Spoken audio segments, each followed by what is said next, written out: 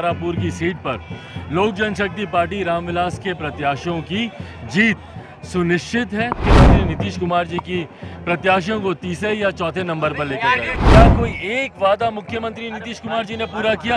अभी मैं आग्रह करूंगा मुख्यमंत्री नीतीश कुमार जी से कि अपने नेताओं की जुबान पर लगाम लगाएं। नमस्कार, मेरा नाम आलोक है। आप लाइव स्ट्रीम देख रहे हैं। इस वक्त हम खड़े हैं पटना एयरपोर्ट पर। देखिए कैसे चिराग पासवान पटना पहुंचे हैं और उनका जोरदार स्वागत किया जा रहा है। रामविलास पासवान की पार्टी लोजपा जब से दो गुटों में बटी है, तब से देखिए कैसे चिराग पासवान सबका अभिवादन स्वीकार कर रहे हैं। उन्हें गुलाबों का हार पहनाया गया है और चिराग पासवान के तेवर अब बिल्कुल अलग है।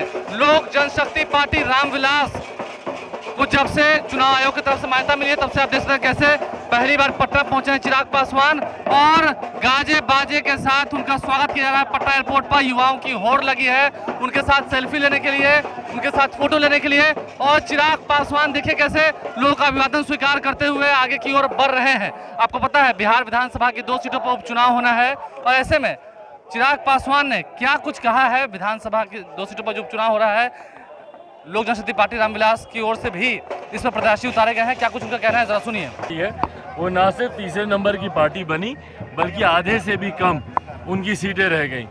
इस बार भी मैं पूरे दावे के साथ मैं कहता हूं कि जो दोनों सीटों पर उपचुनाव हैं, ना सिर्फ मुख्यमंत्री जी की पार्टी तो खैर आप भूल ही जाइए, जो जनता दल यूनाइटेड है वो तीसरे चौथे नंबर पर कहां जाएगी उसकी तो खैर अब चर्चा करने की बात नहीं है। पर मैं पूरे दावे के साथ कहता हूं कि कुशेश्वर स्थान और तारापुर की सीट पर लोक जनशक्ति पार्टी रामविलास के प्रत्याशियों की जीत सुनिश्चित है, तय है, उसमें कहीं कोई संदेह नहीं है। जिस तरीके से आशीर्वाद यात्रा में जिस तरीके से हम लोग को जन समर्थन देखने को मिला और जिस तरीके से मौजूदा मुख्यमंत्री नीतीश कुमार जी की नीतियों से बिहार के लोग नफरत करते हैं, ये अपने में दर्शाता है कि दोनों उपचुनाव में लोक जनशक्ति पार्टी रामविलास के दोनों प्रत्याशियों की जीत सुनिश्चित है। पार्टी के कैडर में लोगों में एक नया उत्साह है।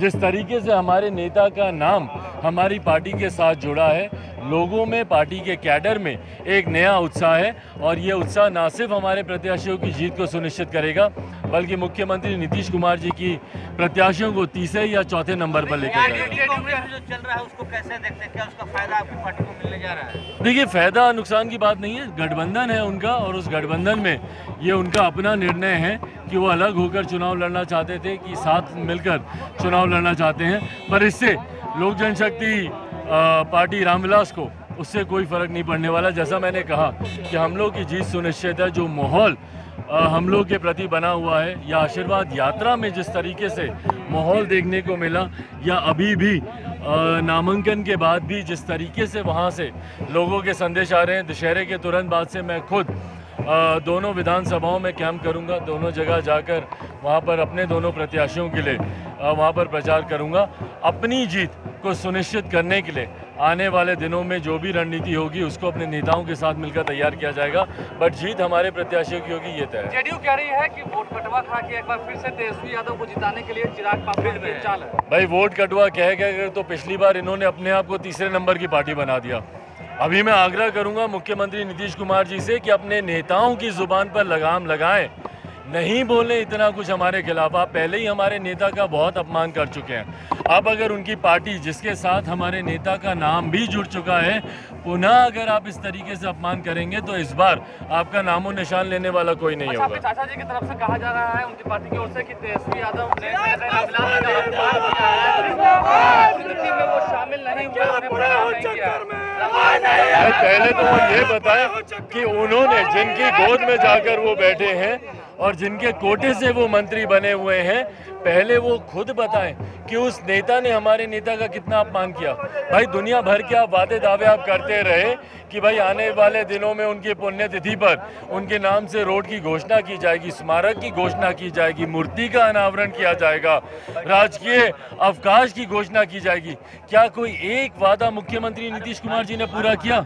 मुख्यमंत्री नीतीश कुमार जी ने निरंतरता में हमारे नेता आदरणीय रामविलास पासवान जी का अपमान किया है और इस बार भी पुण्यतिथि पर बार भी उन्होंने अपमान किया है। और जो नेता उनके कोटे से मंत्री बने हुए हैं, जवाब अब उनको देना है कि किस मुंह से वो हमारे नेता को अपना भगवान कहेंगे। जनता क्या इस बाईपोल्स में सबक सिखाएगी? जनता क्या इस बाईपोल्स में आप जो बातें इस बाईपोल में इस बार जो उपचुनाव होंगे, इसमें आप देखेंगे कि पिछली बार भी जनता ने मुख्यमंत्री नीतीश कुमार जी की पार्टी को तीसरे नंबर की पार्टी बनाया और ये दोनों उपचुनाव मुख्यमंत्री नीतीश कुमार जी की पार्टी तीसरे या चौथे नंबर की लड़ाई के लिए लड़ रहे हैं।